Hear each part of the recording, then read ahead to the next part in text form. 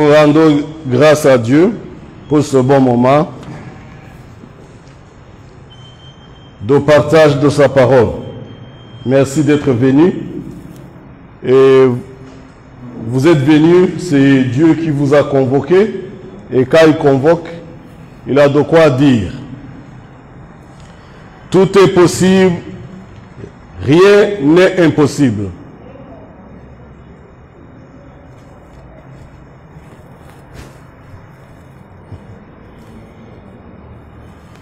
Merci beaucoup. Tout est possible, rien n'est impossible. On va essayer d'y aller vite.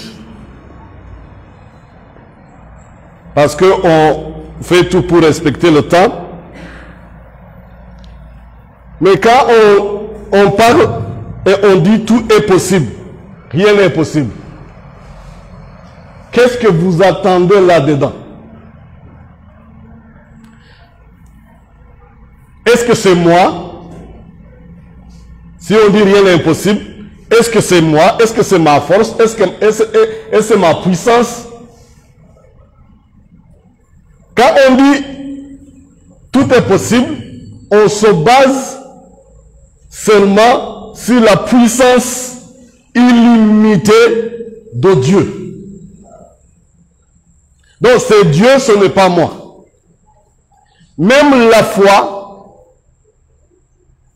en elle seule, ne peut rien faire si Dieu n'est pas puissant. Donc, premièrement, nous disons tout est possible, nous disons rien n'est impossible, parce que notre Dieu est tout puissant. Alors, à travers la prière de ses enfants, la puissance de Dieu va se manifester dans le visible. C'est la puissance de Dieu d'abord, la foi des enfants de Dieu à travers la prière, et puis Dieu va manifester sa puissance et faire des miracles visibles dans un monde physique. Rappelons-nous encore, deuxièmement, Dieu, quand nous parlons de Dieu, il y a des gens qui disent seulement notre Dieu, notre Sauveur. Et ça s'arrête là-bas. Oui, bien sûr, notre Dieu est le Sauveur, mais il ne faut pas oublier le commencement, il est aussi le Créateur. Quand nous disons que Dieu est Créateur, qu'est-ce que nous voulons dire en fait? Hébreux chapitre 11, verset 3. Hébreux chapitre 11, verset 3. C'est par la foi que nous reconnaissons que le monde a été formé par la parole de Dieu, en sorte que ce qu'on voit n'a pas été fait de choses visibles. Est-ce que vous m'entendez? C'est par la foi, et la foi nous donne quoi? La connaissance que le monde a été formé par la parole de Dieu. Dieu a parlé, et le monde est là. En sorte que ce qu'on voit n'a pas été fait de choses visibles. À partir du néant, Dieu a fait que le visible se manifeste. Mais à partir du néant. Donc quand on parle de tout est possible, il ne faut pas se limiter seulement sur le salut. Ça va au-delà du salut parce que notre Dieu est créateur. Par exemple, quand on est en train de prier et on dit que, bon, si tu veux du boulot, par exemple, donnons cet exemple. Ce n'est pas parce qu'il y a une place vacante quelque part que Dieu va toujours te positionner là-bas. Oui, il peut le faire. Mais il faut comprendre que aussi Dieu peut créer une place pour toi.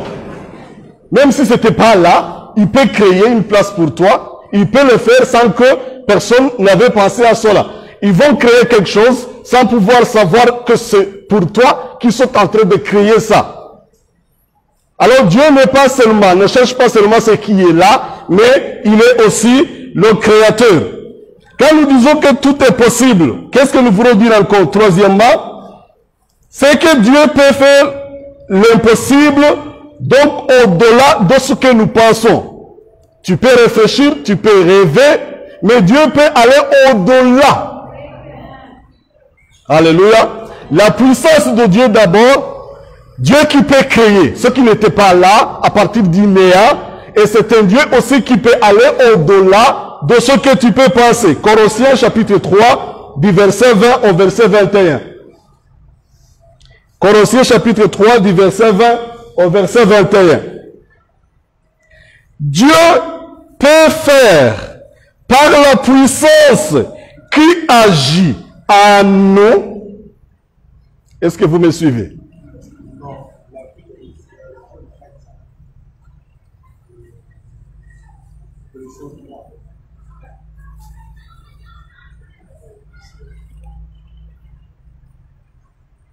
C'est vrai? Éphésiens. Merci beaucoup. Merci beaucoup. Éphésiens 3, 20, 21.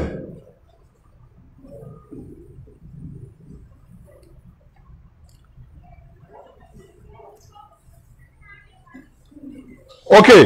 Dieu peut faire par la puissance qui agit en nous infiniment au-delà de tout ce que nous demandons ou pensons. Lui soit la gloire dans l'Église et en Jésus-Christ dans toutes les générations au siècle des siècles.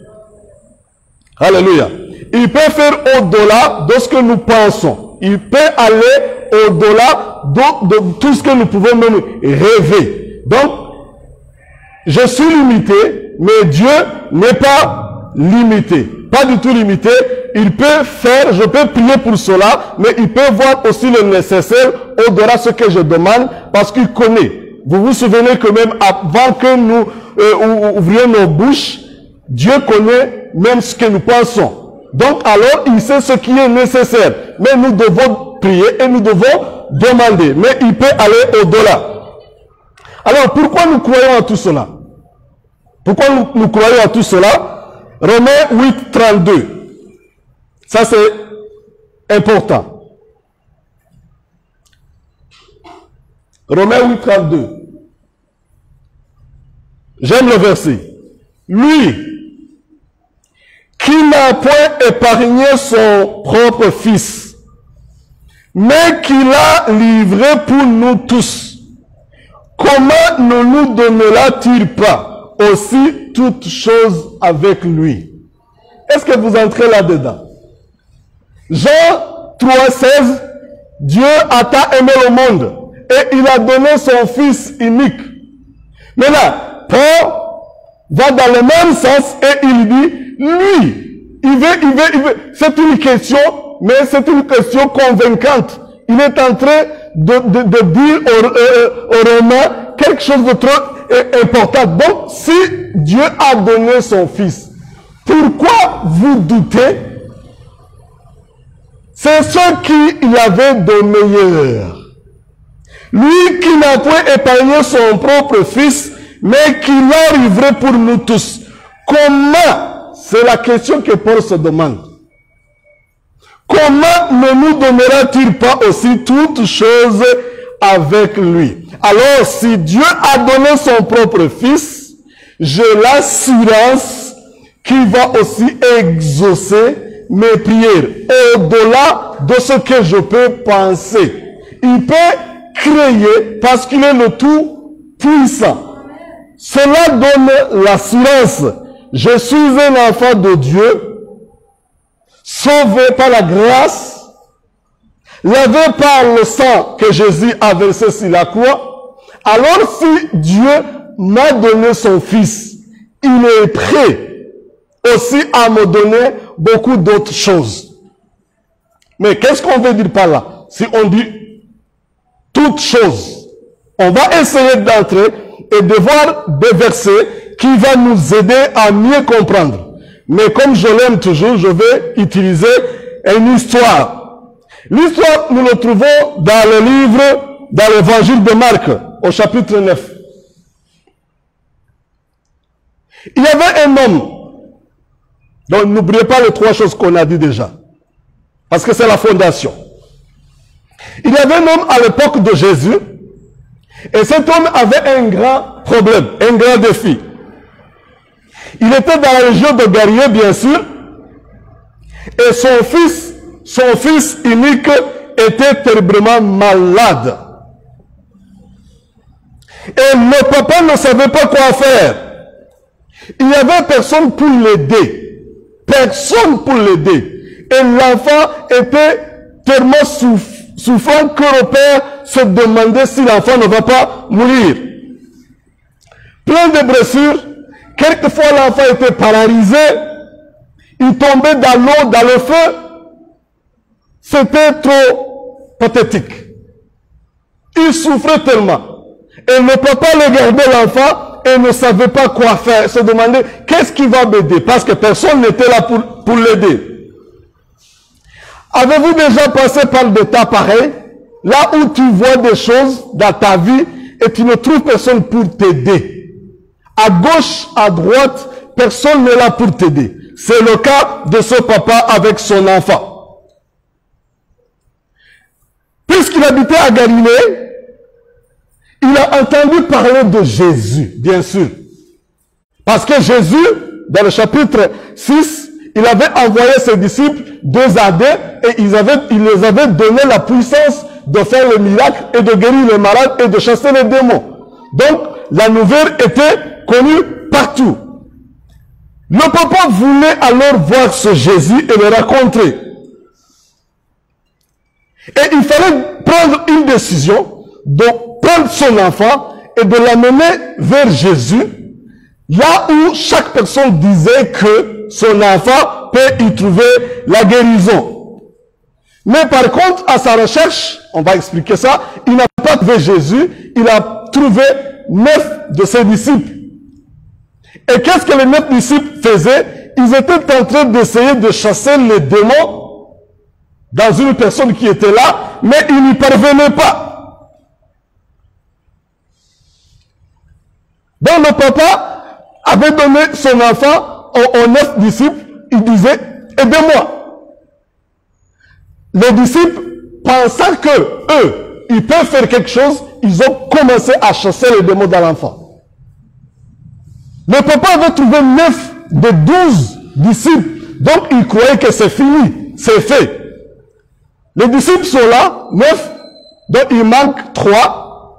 Il prie, et puis ça ne passe pas. Et les pharisiens et les scribes viennent pour voir la fête qui se passe là-bas et ils commencent à discuter, ils commencent à poser des questions, ils commencent à les injurier, ils commencent à les défier, les défier. Ça ne passe pas, ça ne marche pas. Qu'est-ce que vous êtes en train de faire? Jésus n'est pas là et quand Jésus n'est pas là, vous pouvez rien faire. Mais les disciples avaient essayé, ils avaient fait tout ce qu'ils pouvaient faire. Mais l'enfant était toujours malade, était toujours souffrant devant les disciples. Quand on regarde ce que la Bible nous dit, on trouve que cet enfant avait commencé, Satan l'avait attaqué depuis qu'il était petit, jusqu'à ce qu'il atteigne l'âge de préadolescence ou bien au début de son adolescence. Donc il a tellement souffert et il a souffert avec son papa. Alors l'histoire de Jésus vient là où c'est possible à celui qui croit. Alléluia. Mais nous n'allons pas seulement voir la possibilité, nous n'allons pas nous pencher sur Dieu. Quand on croit à Jésus, tout est possible. Mais on va voir, parce que nous devons avoir ça en nous. Dieu a donné son Fils unique, donc il va faire plus que nous pouvons même rêver. Mais qu'est-ce que ça nous enseigne? Si la Bible nous parle de la possibilité en Dieu de faire toutes choses, qu'est-ce que la Bible veut nous dire? On va essayer d'aller verset par verset. On commence par le verset 14.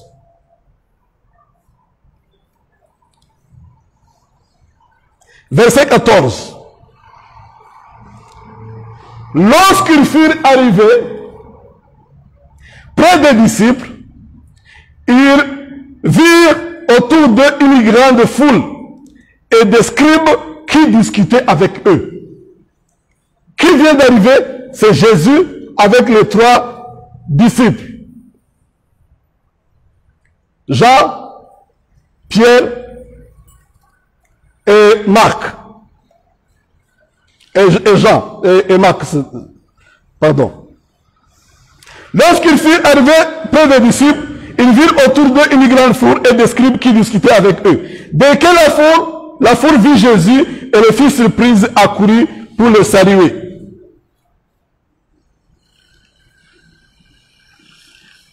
Dans son monde, pour vivre dans la puissance de Dieu chaque jour, il faut connaître et comprendre que dans ce monde, nous rencontrerons toujours des problèmes. D'où vient Jésus avec ses disciples? Jésus venait de la montagne pour prier. Et c'est sur cette montagne que son visage a brillé devant ses disciples. Et ses vêtements aussi ont brillé d'une blancheur qu'on n'a jamais vue. Et l'un d'entre eux, qui s'appelle Pierre, il a dit quoi? Il a dit, on reste ici, on ne descend pas. On reste sur la montagne parce que c'est là où on a expérimenté la gloire de Dieu. Pierre, Jacques et Jean.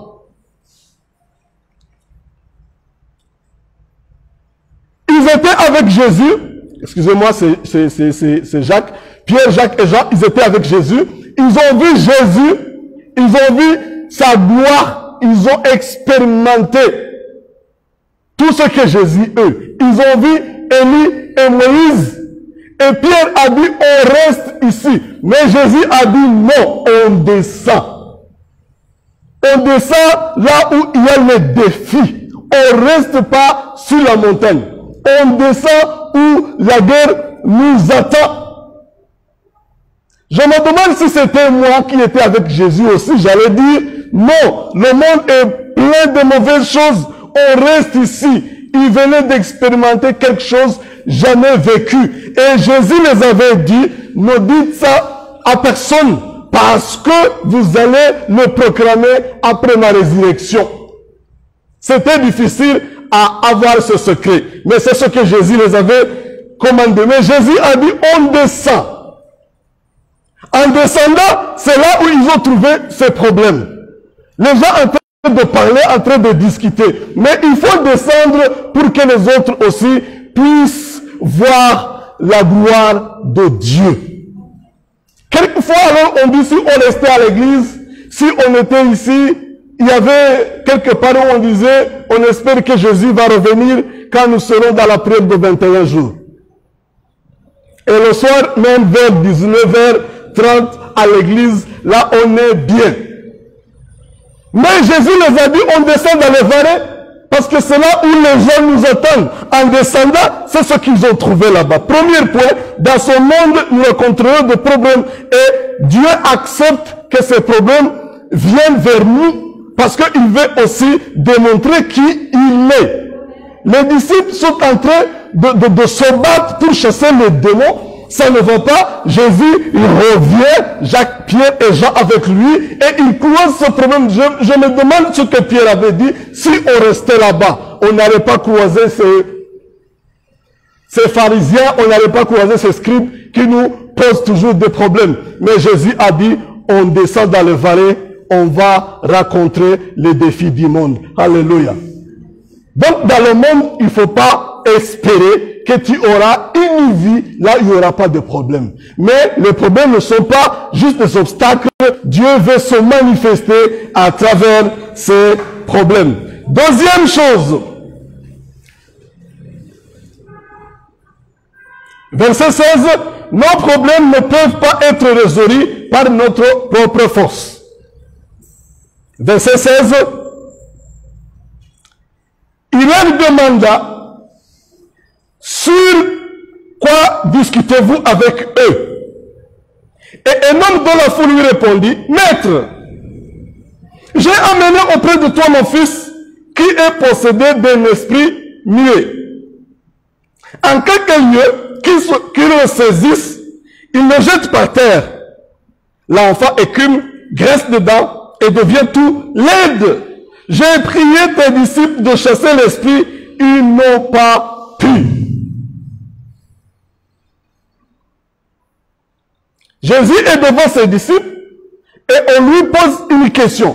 Jésus avait demandé qu'est-ce qui se passe ici, pourquoi il y a des discussions. Il voulait entendre la voix des pharisiens et des scribes. Mais celui qui parle, c'est le papa de l'enfant parce que c'est lui qui est vraiment triste. Qu'est-ce qui se passe ici? Les disciples, comme je vous l'ai dit, au chapitre 6, Jésus les avait envoyés à faire des miracles et à guérir les malades et à chasser les démons. Maintenant, ils croient qu'ils sont capables de le faire sans même que Jésus soit là, sans même dépendre de Jésus. Alors, on leur amène un enfant, il commence à faire comme il faisait avant. Il croit que la puissance leur appartient, qu'il peut faire tout ce qu'il veut, quand il veut, sans juste même dépendre de Jésus. Nos problèmes ne peuvent pas être résolus par notre propre force.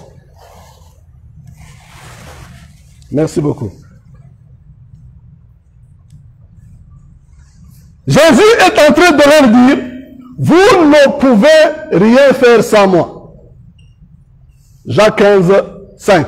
Vous ne pouvez rien faire sans moi. Nos problèmes ne peuvent pas être résolus par notre propre force. Les disciples ont expérimenté ça parce qu'ils ont déjà essayé. Tout est possible, mais nous aurons des problèmes dans le monde et nous pouvons faire quoi que ce soit si ce n'est Jésus qui est avec nous. L'expérience du passé, ce que tu as subi, te donne seulement le goût de ce que Jésus peut faire. Mais tu ne peux jamais te baser sur ce que tu as fait les années passées et penser que c'est juste l'expérience que tu vas utiliser dans l'œuvre de Dieu. Alors Jésus le défie et dit, bon, qu'est-ce qui se passe?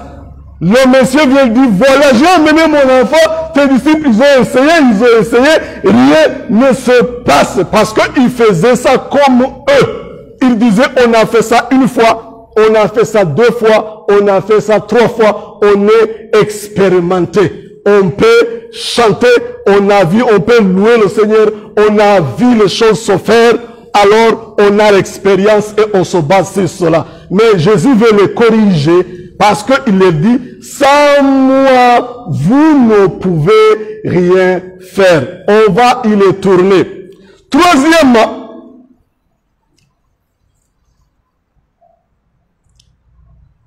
nos problèmes ne sont mieux traités que lorsque nous les apportons à Jésus. Alléluia. Nos problèmes ne sont mieux traités que lorsque nous les apportons à Jésus.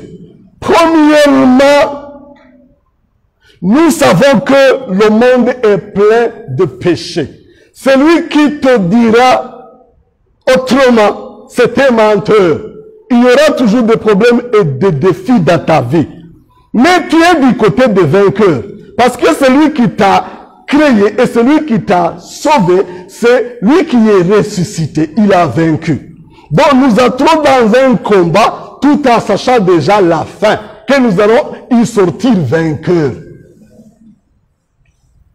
Parce que nous sommes du côté des vainqueurs.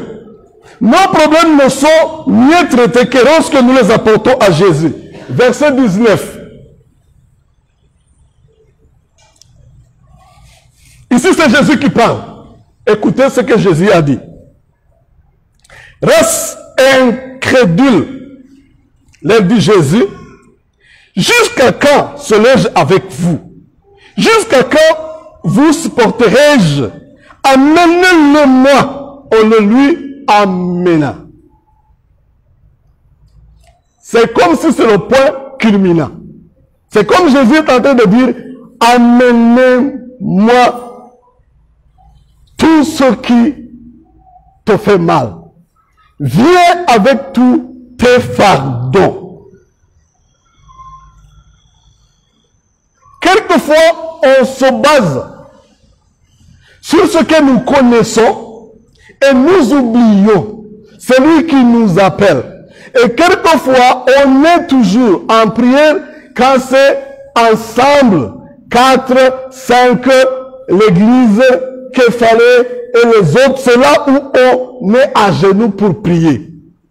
Mais Jésus est en train de dire, amenez-le-moi. Mais ce n'est pas toujours quand on est en groupe. Jésus veut nous voir, nous agenouiller. Toi seul, sans que personne d'autre ne soit là.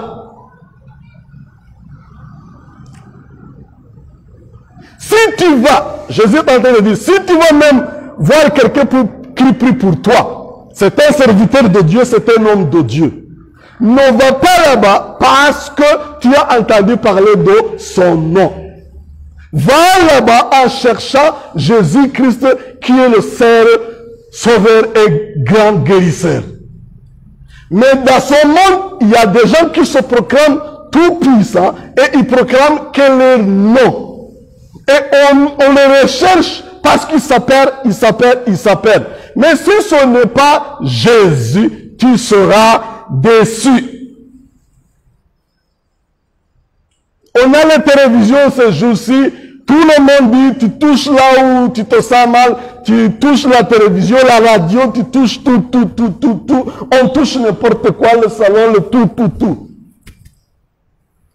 Mais c'est comme si Jésus est en train de dire, vers moi seulement.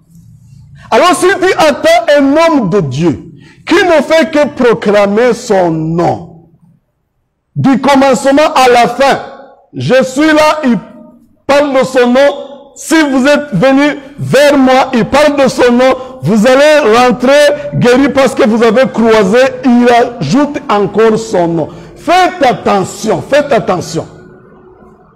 Jésus est en train de montrer à son messieurs, ce ne sont pas les disciples. Tout ce que les disciples sont capables de faire, c'est à cause de moi. Et ils ne le font que dans mon nom. Alléluia. Quatrièmement, on essaie d'y aller vite. Ça je veux que vous reteniez ça. Hein. À première vue, aller à Jésus semble aggraver la situation.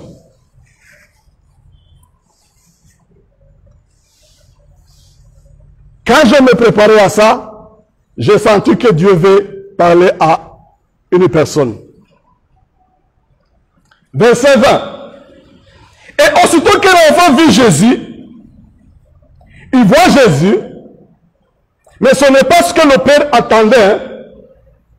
Aussitôt que l'enfant vit Jésus, l'esprit l'agita avec violence, il tomba par terre et se roulait en écumant. Pour celui qui ne connaît, qui n'a jamais connu Jésus, il pense que ça devient grave. Donc avec les disciples, c'était mieux. Parce qu'il n'a pas tombé. Maintenant, lui, tu viens, toi tu viens, maintenant tout devient grave. L'enfant tombe au lieu d'être guéri. Et quand cet enfant tombait, c'était trop mauvais à voir. Quelquefois, alors, en s'approchant de Jésus, en faisant les 21 jours, après, tu vois des problèmes. C'est comme si ça chauffe. C'est comme si même c'est plus grave qu'avant. Ce que Satan veut faire, c'est te décourager. Et on avait justement des gens qui disaient, hein, il ne faut pas faire tout cela. Quand tu veux approcher Jésus là, tu te mets dans ces choses-là de 3 jours, 4 jours, Satan t'attaque. Exactement. Quand tu manges chaque jour, tu as d'autres rêves, mais quand tu commences à prier avec force, à jeûner, c'est là où tu t'attends aux démons qui t'attaquent la nuit dans les rêves.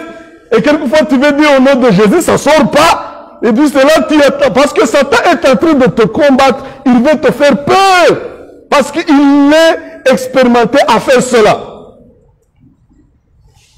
L'enfant voit Jésus, mais ce sont des démons qui ont vu Jésus à travers les yeux de l'enfant. Et l'enfant tombe par terre. C'est comme si ça devient grave. Mon frère, je voulais te dire que si tu croises ça, ne dis pas, en tout cas, je viens de l'église, pourquoi ça m'est arrivé? Et j'ai fait 21 jours, 15 jours. Attends-toi à un miracle que Dieu va faire. Alléluia. Est-ce que tu m'écoutes? On avait une maman elle a pris le temps de prier. Prier. Et lorsqu'elle a passé juste une nuit à l'église, les voleurs ont attaqué sa maison. Ils ont volé et ils ont brûlé même la maison. Dimanche prochain, elle n'est pas là. L'autre dimanche, elle n'est pas là. On se demande qu'est-ce qui se passe. Personne n'a eu de bagarre avec elle. Il n'y a rien qui s'est passé. Mais Satan est en train de dire, tu retournes là-bas, tu vas perdre ton enfant. Tu retournes là-bas, tu perds le deuxième. Tu retournes là-bas, tu perds ta vie. Tu vois? Il essaie de faire peur à cette dame. Il faudrait bien la conseiller, écouter sa façon de voir pour pouvoir trouver qu'est-ce qui se passe. Peut-être que ça se passe ici, peut-être que quelquefois tu as eu peur. Satan sait faire tout cela parce que c'est le père du mensonge. Mais si ça t'arrive, crois que Jésus va faire quelque chose du jamais vu. Et Satan est en train de bloquer, il est en train de stopper, il fait tout pour mettre des obstacles. Alors je te parle à toi qui m'écoutes. Sois fort, ne te décourage pas. Ça ne nous arrive pas de la même manière. Tu regardes à côté, tu dis, mais l'autre là, il n'y a pas un problème. Chacun a ses problèmes. C'est pas que tout le monde parle de ses problèmes. Il ne faut pas comparer. Mais Satan, je sais qu'il le fait quelquefois. Il le fait d'une autre manière, mais il veut toujours décourager les enfants de Dieu. Ne te décourage pas. Sache que Dieu est en train de planifier. Il a un grand projet et Satan veut y mettre des obstacles. Cinquièmement, Jésus seul fixe le temps de répondre à nos prières. Lui seul. Verset 21. Jésus, ça me fait rire ici. Jésus demanda au Père, combien y a-t-il de temps que cela lui arrive depuis son enfance? Répondit-il. L'enfant est à terre, la souffrance est grave, Jésus commence à causer. Combien de temps est-ce que ça... Je crois que j'ai prêché une fois sur cela.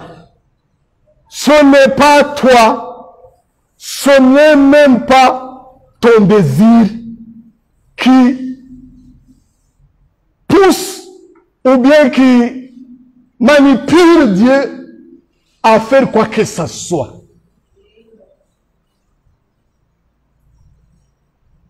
Si j'étais le papa, j'allais dire, mais Jésus, guéris mon enfant et puis on va discuter. Demande-moi toutes les questions que tu veux, mais d'abord, l'enfant est à terre. Jésus parle. Parce qu'il connaît quand et comment. Donc ce n'est pas moi qui dicte mes manières, mes conditions à Jésus. Je ne viens pas pour qu'il m'exauce quand je vais, comme je veux. J'amène mes problèmes devant Jésus parce que c'est ça qu'il fallait faire, parce qu'il est le Tout-Puissant. Alléluia. Donc on ne dicte pas. Par humilité, par la foi en Jésus-Christ et en notre Dieu qui nous a donné son propre Fils, nous savons qu'il va exaucer nos prières. Le comment, le quand, lui seul connaît. Mais nous savons qu'il est fidèle.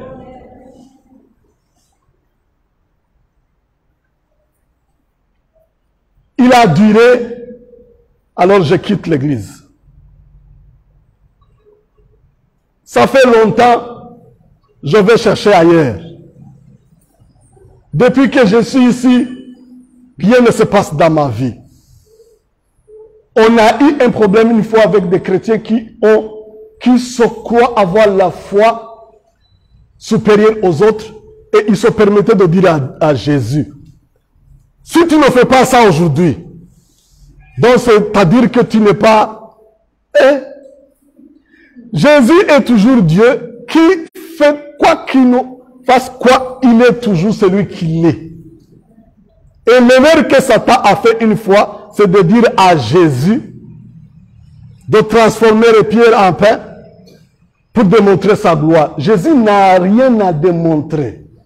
Il est celui qu'il est. Et ces gens, ils disaient, bon, si tu ne fais pas ça aujourd'hui, je ne quitte pas aujourd'hui, ou bien si tu ne fais pas ça aujourd'hui, je vais me suicider.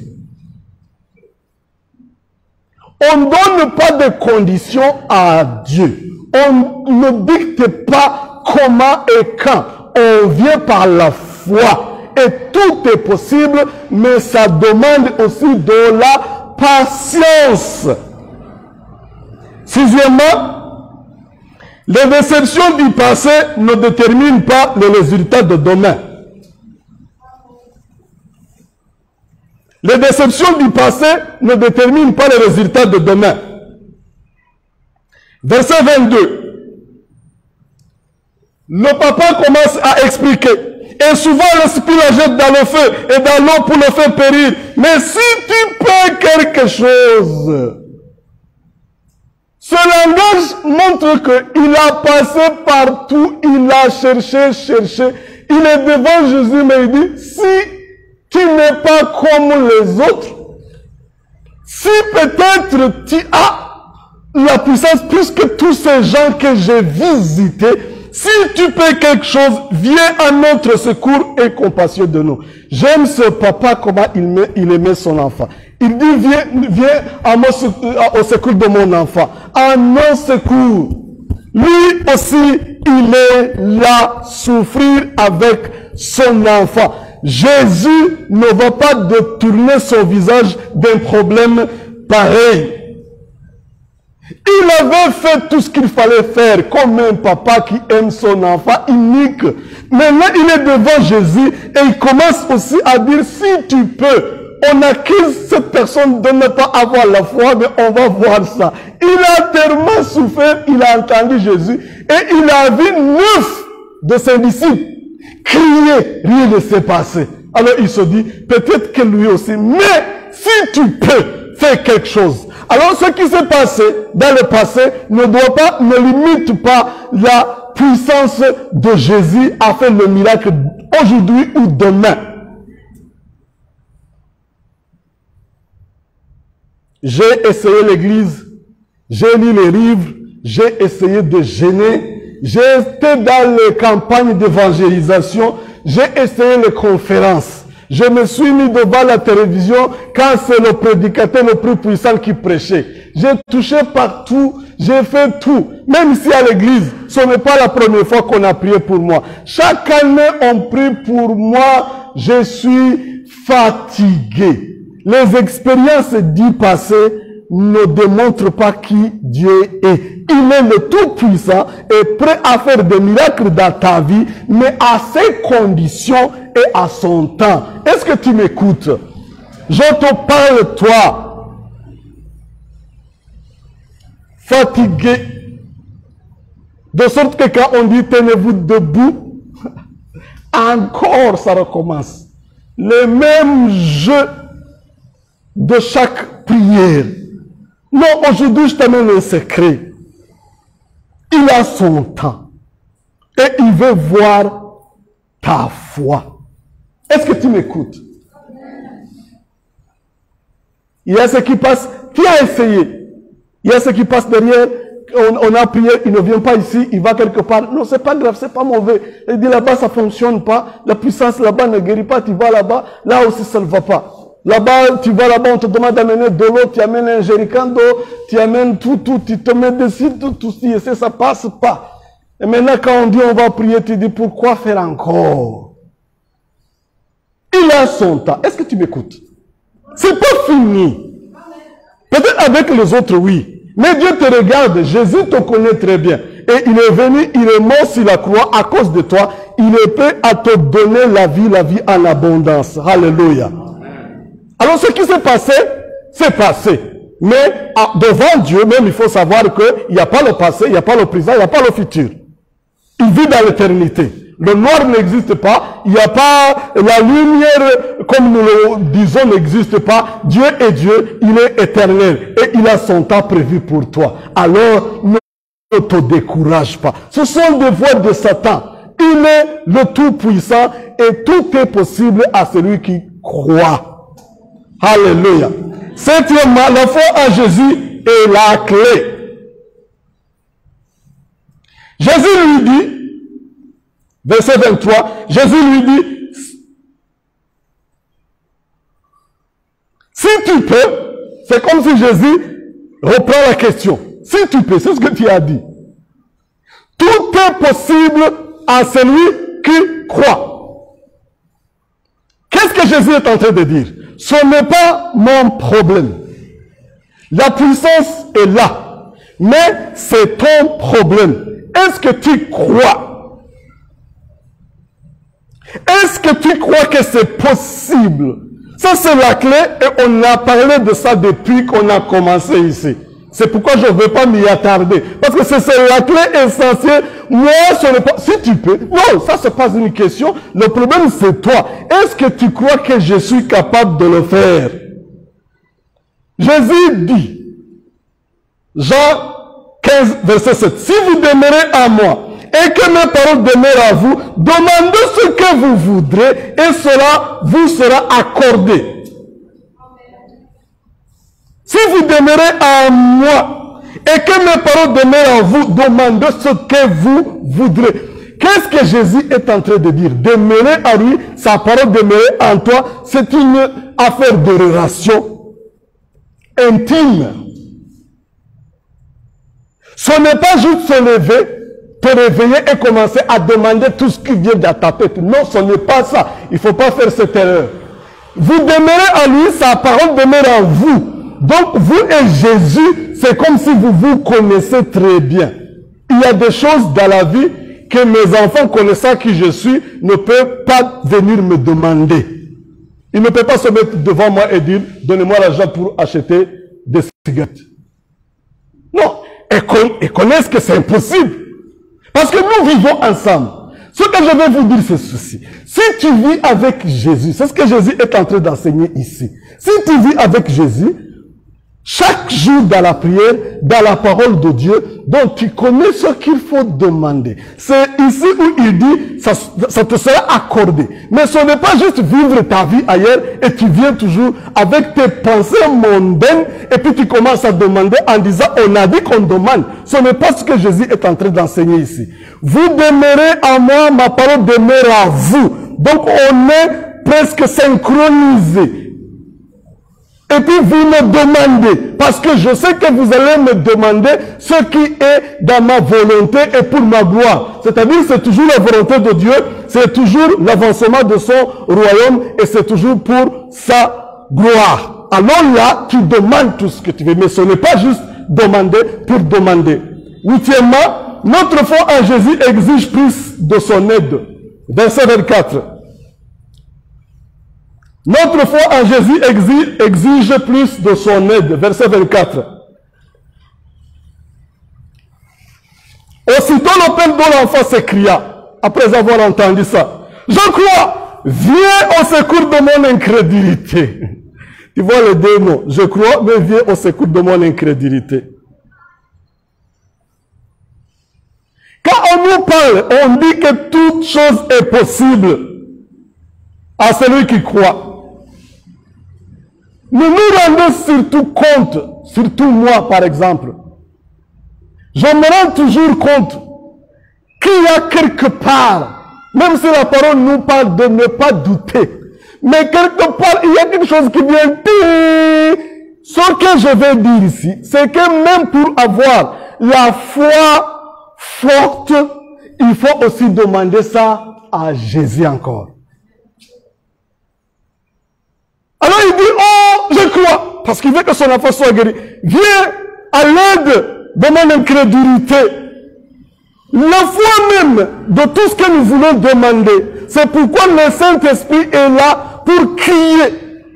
Alors tu te demandes, tu t'agenouilles aussi et tu dis, oh Éternel, quand tu pries, donne-moi la foi qui va te rendre gloire. Donne-moi la foi qui peut mouvoir les montagnes. C'est ce que je cherche. Donc, c'est-à-dire, même la foi, il faut le demander à Jésus.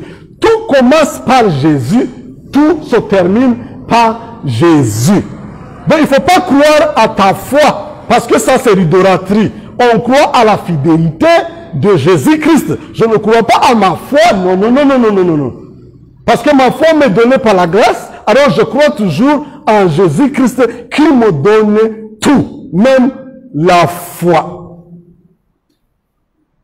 L'événement, pour terminer, restons continuellement et constamment dépendants de Dieu.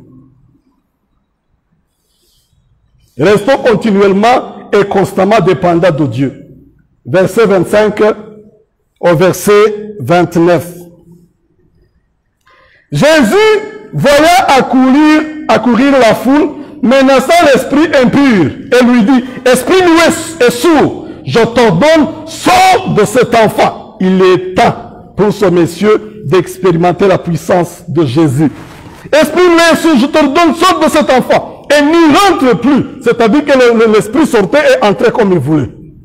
Mais maintenant Jésus est là, n'y rentre plus. Et il sortit en poussant des cris et en l'agitant avec une grande violence. L'enfant devait comme mort, de sorte que plusieurs disaient qu'il était mort. Mais Jésus l'a pris par la main, le fit lever et il sauta debout. Quand Jésus fut entré dans la maison, ses disciples lui demandèrent en particulier, pourquoi n'avons-nous pas pu chasser cet esprit? La réponse de Jésus, il leur dit, cette espèce-là ne peut sortir que par la prière.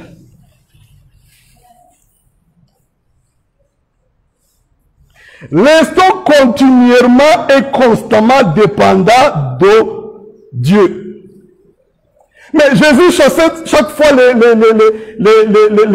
mauvais esprits, mais nous connaissons quelle était son habitude. À chaque matin, il était debout pour prier.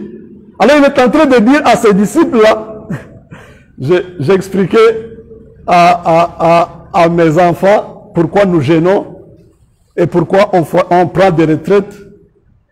Et l'une des filles m'a dit, oh ok, donc vous faites ça 21 jours à la fin de l'année et puis vous dites adieu, au revoir. À la prochaine, décembre 2021.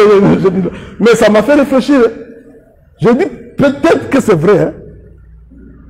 Peut-être que c'est vrai, on vient ici, on cherche l'année 2021 et puis à partir du janvier, on a prié et c'est tout. Donc une prière de toute l'année, donc c'est tout.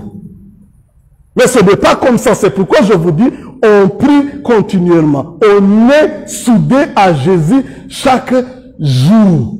Donc Jésus n'avait pas à faire beaucoup de prières parce que sa vie était toujours la prière. Donc ce n'est pas que c'est fini, on continue à prendre jusqu'au dimanche, mais je voudrais vous dire, à partir d'aujourd'hui, tu fais un plan. Comment tu vas prier toi-même? Ce n'est pas bon de prendre 21 jours et puis disparaître et entendre qu'on va dire encore la prière. Ok, il y a des marathons de prière, il y a tout, mais c'est le pasteur qui doit annoncer ça pour que tu sois prêt. Mais on doit aussi planifier quelle est ton habitude de prier chaque jour, chaque mois, chaque 3 mois, chaque 6 mois. Si nous vivons comme ça, l'expérience de la puissance de Dieu sera notre nourriture de chaque jour. Et c'est possible, il n'y a pas d'impossibilité en Dieu. Mais qu'est-ce qu'il cherche? C'est que constamment, on soit soudé avec Jésus. La foi qui rend toutes choses possibles nous enseigne quoi? Pour terminer. Dans ce monde, nous rencontrerons des problèmes. Nos problèmes ne peuvent pas être résolus par notre propre force. Nos problèmes ne sont mieux traités que lorsque nous les apportons à Jésus. Quatrièmement, à première vue, aller à Jésus semble aggraver la situation. Cinquièmement, Jésus seul fixe le temps de répondre à nos prières. Sixièmement, les déceptions du passé ne déterminent pas le résultat de demain. La foi en Jésus-Christ est la clé. Septièmement, huitièmement, notre foi en Jésus exige plus de son aide. Restons continuellement et constamment dépendants de Dieu. Ce sont les 9 clés que je vous ai données aujourd'hui qui vont nous aider à vivre une vie qui expérimente ce que les autres disaient impossible vont devenir possible. Et à chaque moment, à chaque instant de notre vie, que Dieu vous bénisse.